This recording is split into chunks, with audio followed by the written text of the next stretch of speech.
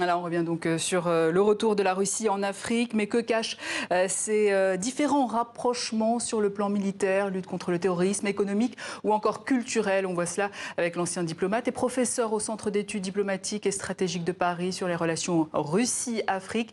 Mikhail Lebedev, bonsoir. Bonsoir. L'actualité chaude sur le continent, ce sont évidemment les élections en RDC. Un accord de coopération militaire a été signé entre la Russie et la RDC, alors que les Occidentaux impose des sanctions contre les proches du camp Kabila. En réponse, Kinshasa a invité aujourd'hui l'Union européenne à rappeler son représentant en RDC dans les 48 heures. Quelle est la position de la Russie dans ces élections? Il n'y a pas de position explicite sur cette question. Mais implicite, c'est ce qui nous intéresse. Parce que la Russie n'a pas fait de déclaration, mais il y a une position claire. Je pense que c'est une position commune de la communauté internationale, qu'il faut qu'il y ait une alternance en RDC, il faut qu'il y ait des élections, il faut une alternance démocratique et la Russie ne peut que soutenir cet objectif. C'est la position du Kremlin aujourd'hui, de Vladimir Poutine. Ça n'a pas été déclaré, mais c'est clair qu'il faut avoir des élections parce que un report sine die des élections en RDC, encore une fois, ça portera le risque d'une déstabilisation. Et la Russie, comme toute la communauté internationale, ne veut pas d'instabilité en RDC et en Afrique en général. Donc les élections doivent avoir lieu. Sur les moyens qui ont été employés, les sanctions, la Russie est aussi sous le coup des sanctions de l'Union européenne, des États-Unis. Oui, la Russie l'est aussi. Elle n'est pas partisane de ce genre de solution, donc elle ne peut pas soutenir explicitement des sanctions de l'Union européenne, parce qu'elle est contre cette politique de sanctions. Mais au fond,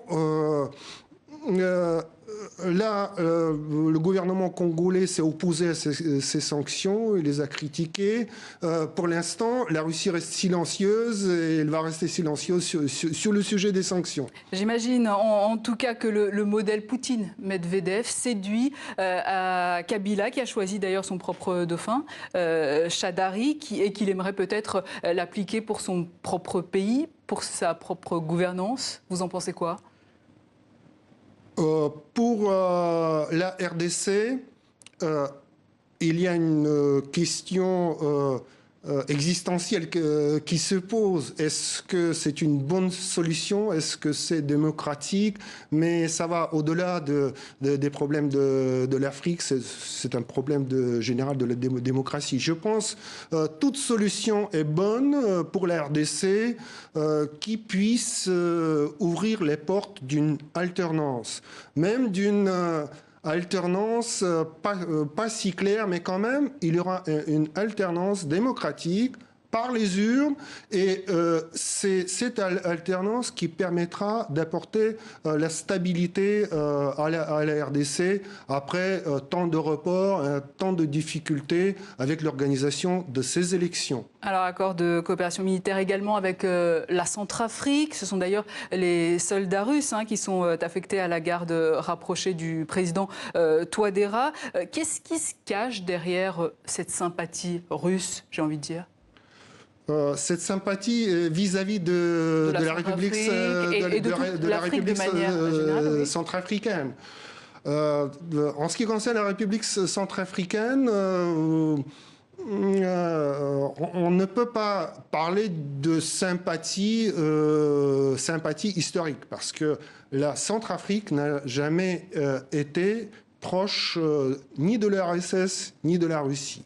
La République centrafricaine faisait toujours partie du précaré français, et c'est pas peut-être très démocratique de parler de zone d'influence, mais ça faisait toujours partie du précaré français. En tout cas, Jusqu'au temps récent, après cette période d'instabilité, après l'échec des tentatives d'apporter la stabilité avec le récent conflit en République centrafricaine, ce sont les Russes qui sont intervenus, qui ont été invités par le gouvernement et d'une manière ou de l'autre, avec le soutien de la communauté internationale qui a quand même voté la levée partielle des sanctions à l'ONU pour la livraison d'armes, malgré l'opposition, une certaine opposition, mais ensuite ça a pu être négocié.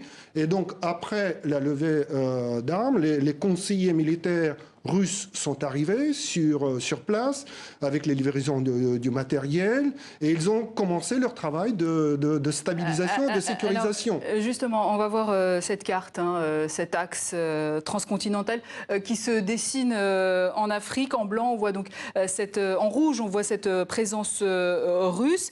Ça agace la France, évidemment, ce rapprochement russo-centrafricain, ce rapprochement russo-congolais, etc. Mais est-ce qu'on peut parler vraiment de liens gagnant-gagnant? Plusieurs éléments de réponse. Premièrement, ce n'est pas la France qui doit être agacée par l'axe. Qui doit être agacée? La Chine? Je vais vous dire. Donc, ce n'est pas. Je pense que c'était j'étais un des premiers de parler de l'axe nord-sud. Il y a une dizaine d'années, dans un article que j'ai écrit dans la revue Géopolitique africaine. Et donc, les grandes puissances, c'était la stratégie classique depuis le 18e, 19e siècle, la stratégie des axes. Et l'axe nord-sud, le Cap, le Caire, c'était le fameux projet de Cecil Rhodes pour la colonisation britannique du continent. Donc vous voulez dire qu'aujourd'hui, qui sont embêtés le plus par je cet pense, axe? peut-être je plaisante, mais ce sont les Britanniques, parce que c'est leur projet, l'axe nord-sud, avec le chemin de fer, le Caire, le Cap. Et maintenant, la Russie reprend à sa manière cette même axe, le Maghreb, l'Afrique du Sud. L'axe, la France aussi voulait construire son axe relié, c'était au 19e siècle, ses possessions occidentales en Afrique avec l'océan Indien, le Djibouti. Mais ensuite, il y avait la crise de Fashoda où ils se sont heurtés avec les Britanniques et les Français ont dû se retirer. C'est vrai. Mais les projets de l'axe nord-sud, ce sont les Britanniques. Merci Mikhail, malheureusement on manque de temps. Mikhail Lebedev, merci. Je rappelle que vous êtes donc professeur au Centre d'études diplomatiques et stratégiques de Paris, également directeur général de la revue Afrique Défense.